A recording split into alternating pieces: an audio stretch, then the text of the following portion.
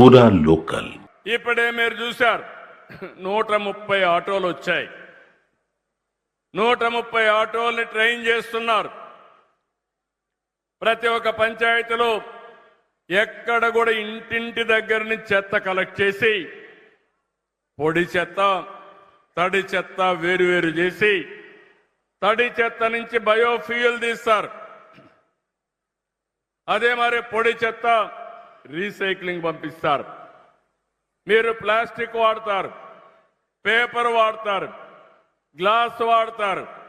అవన్నీ లేకుంటే ఓసారి వేస్ట్ ఇది ఉంటుంది, స్టీల్ కానీ ఐరన్ కానీ ఇలాంటివన్నీ వస్తూ ఉంటాయి. అవన్నీ కూడా రీసైక్లింగ్ పంపిస్తాం. అదే సర్క్యులర్ ఎకానమీ.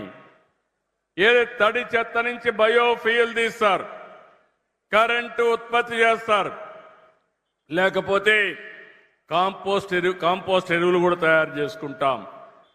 దీనిపైన మీ అందరికి నేను హామీ ఇచ్చేది, 1 నెల లోపల మీ ఇంటికి నేరుగా వచ్చి చెత్త కలెక్ట్ చేసి ఆ చెత్త తీసుకొచ్చి బయోఫ్యూయల్ తీసుకొచ్చేసి దాన్ని మళ్ళీ ఫ్యాక్టరీలు పంపిస్తారు. దీనివల్ల కాడాకు కూడా ఆదాయం వస్తుంది. ఇప్పుడే చెప్పాడు మా కాడా స్పెషల్ ఆఫీసర్, 35 లక్షల రూపాయలు మాకు ఆదాయం వస్తుంది, ఈ ఆదాయంతో పనిచేసుకుంటామని చెప్పాడు.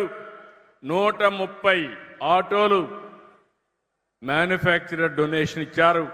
ఇది ఒక్క పైసా లేకుండా మన నియోజకవర్గానికి ఉండే మంచి పేరు వల్ల ఇక్కడ నేనున్నాను, అధికార యంత్రాంగం కూడా బాగా పనిచేసి దీన్ని సాధించారు.